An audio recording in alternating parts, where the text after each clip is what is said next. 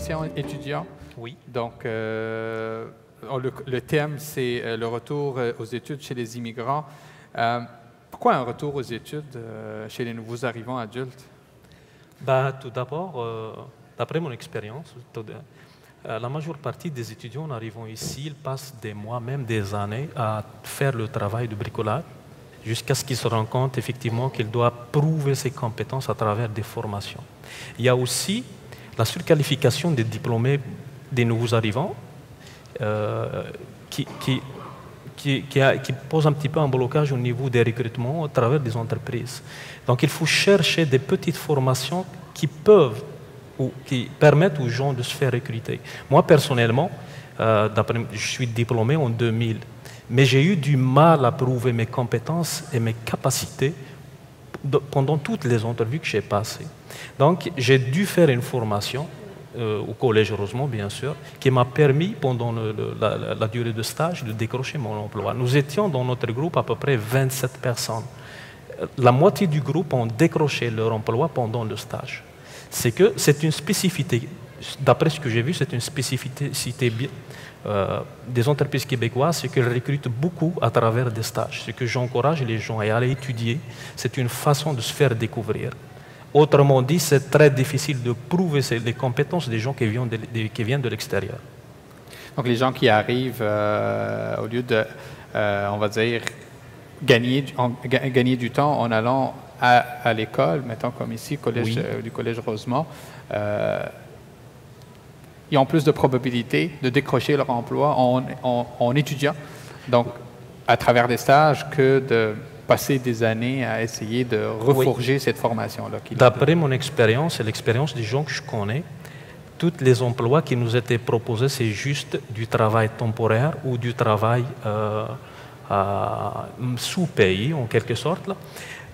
C'est ce qui pousse généralement les gens à réfléchir sérieusement, de faire des formations qui peuvent ouvrir sur des postes. À partir de ces postes-là, vous pouvez aller plus loin.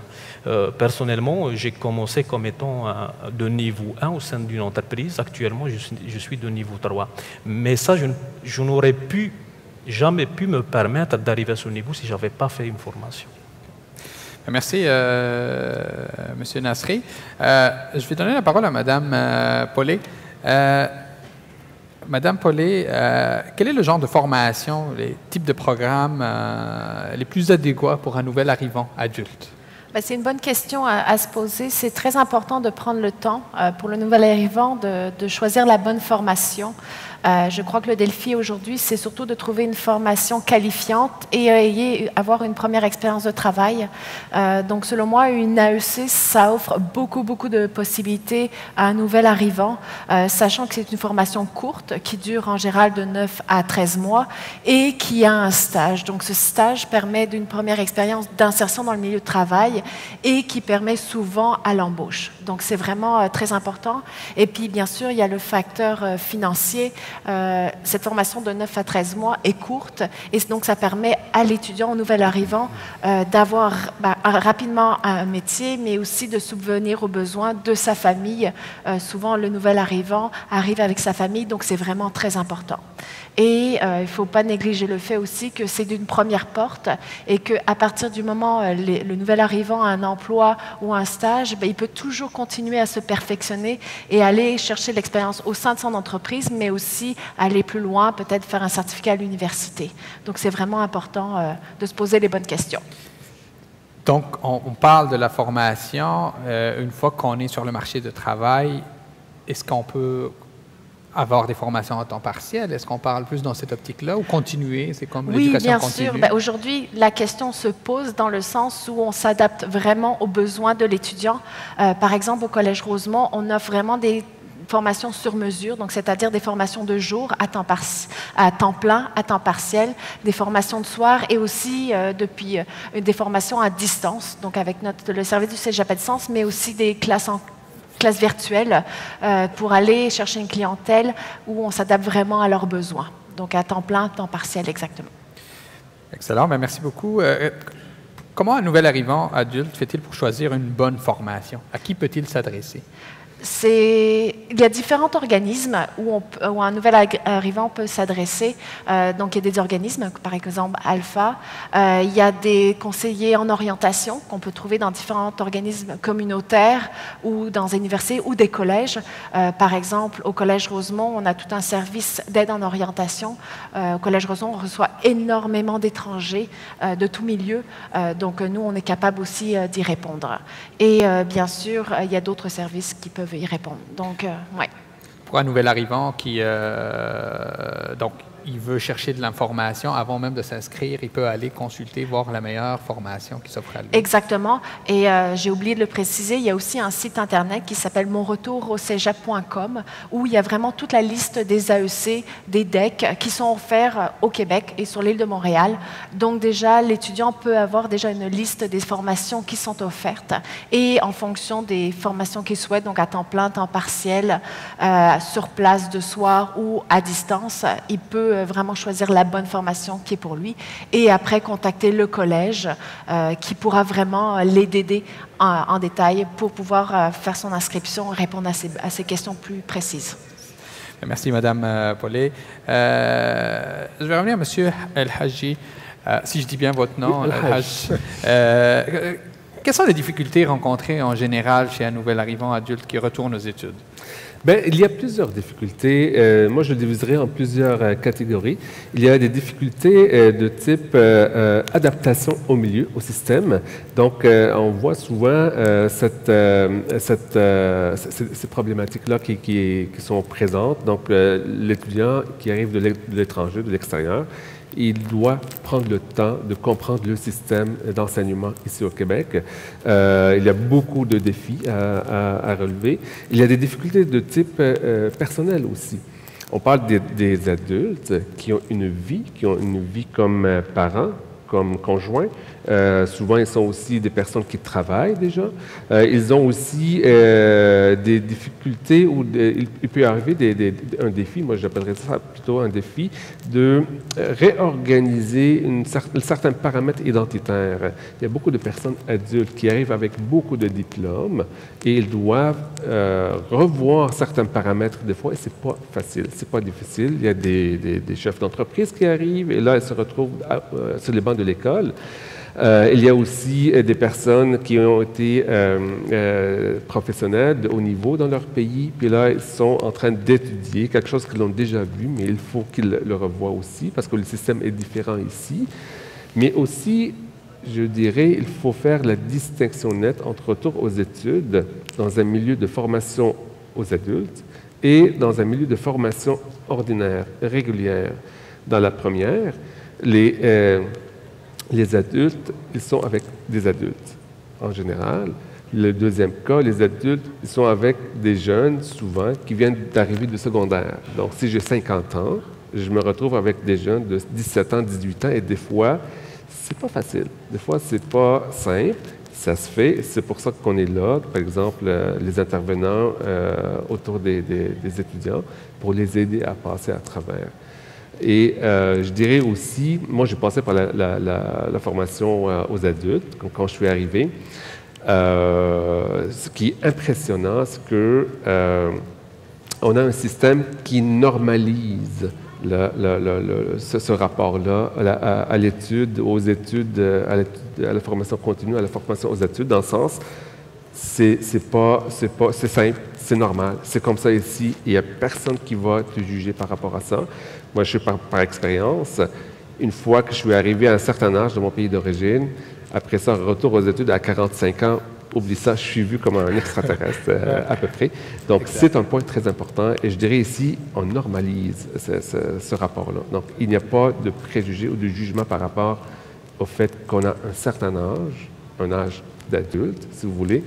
Et donc, ça aide beaucoup à normaliser notre rapport.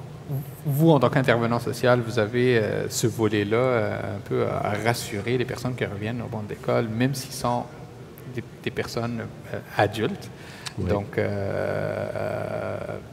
même s'ils se trouvent avec des classes où des gens sont moins moins âgés qui vont être... En fait, rassurer et les aider à comprendre comment ça fonctionne ici, d'accord? À les aider à trouver le bon chemin, à les aider à enlever aussi du poids. Il ne faut pas oublier, la plupart, sinon la grande majorité, ont une famille. Il faut qu'ils gèrent la maison.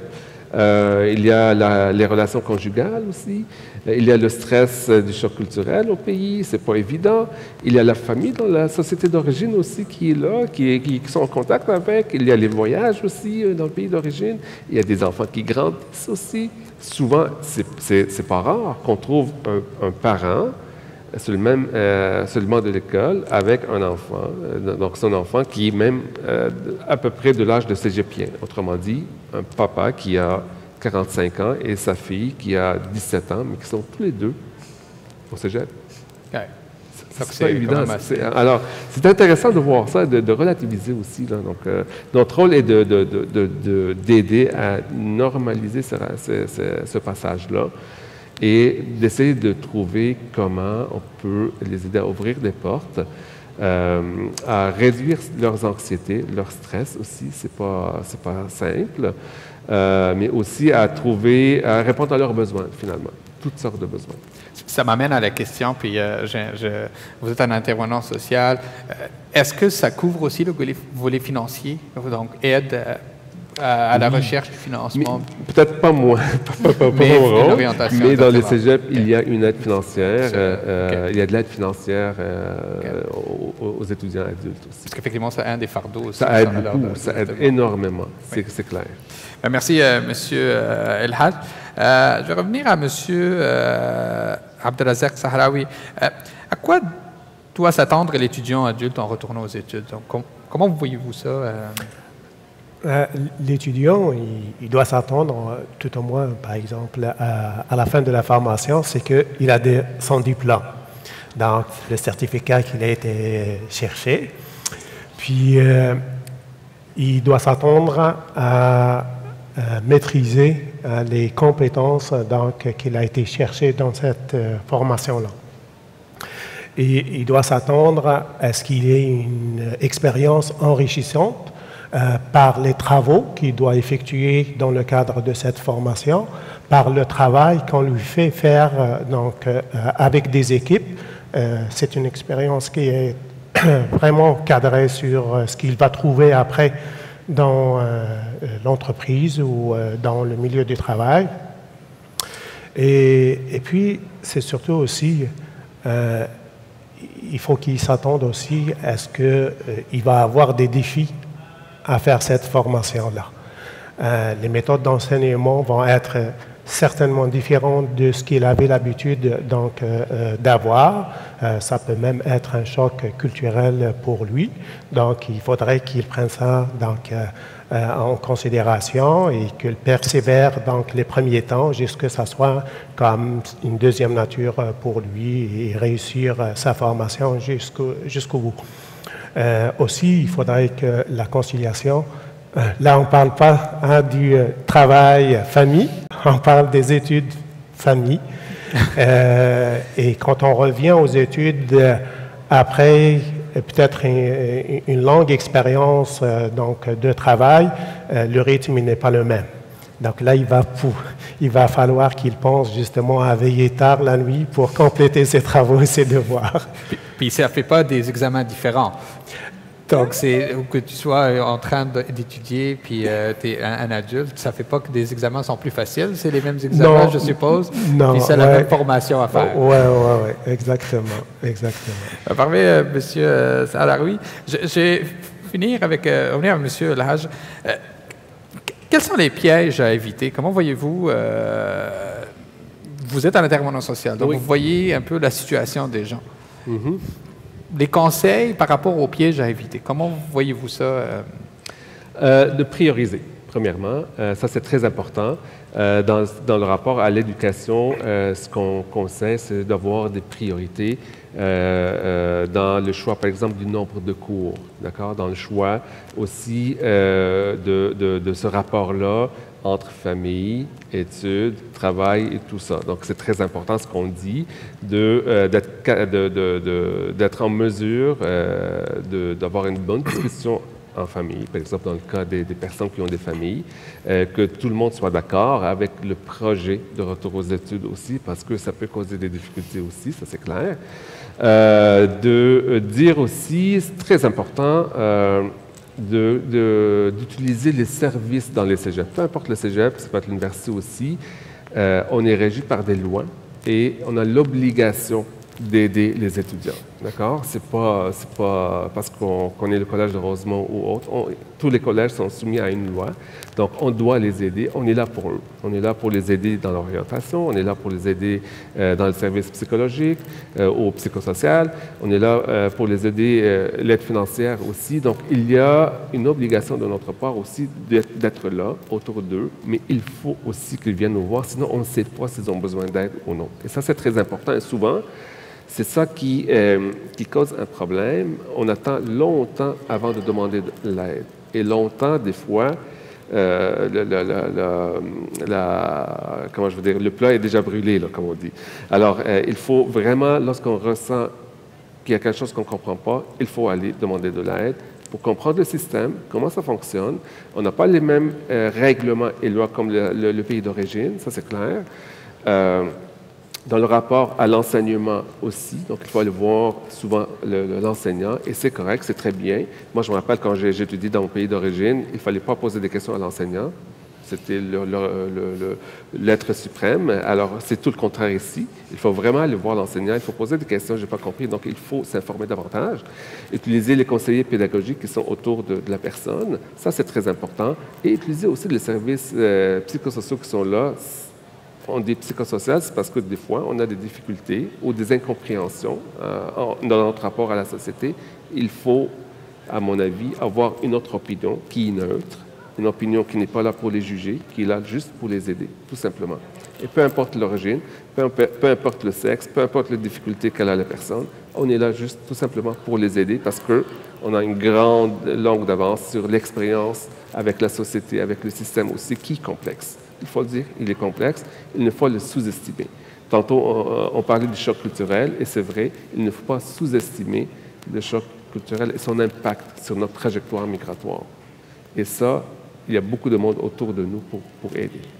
Mais effectivement, parce que c'est des adultes, ils travaillent dans le jour, Oui. fait qu'ils arrivent parfois en cours de soir ou en cours de longue distance. Ils n'utilisent peut-être pas, ils utilisent nécessairement, ils n'optimisent pas les aides qui sont disponibles parce qu'ils sont à faire ce travail-là, puis réussir ces cours-là, puis on passe à côté effectivement de toutes ces aides-là.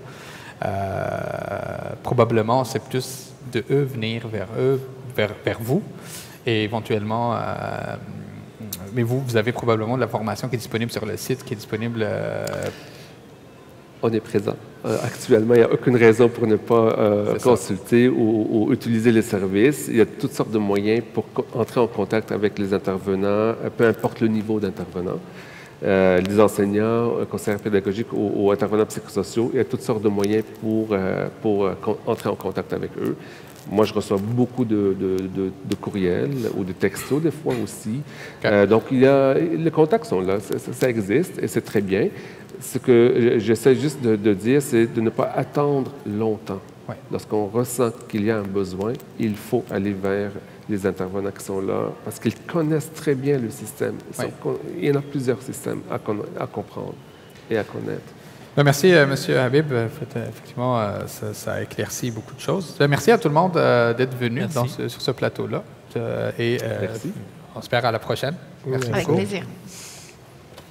Merci. À la prochaine. Merci. Bon. Merci, Hassan.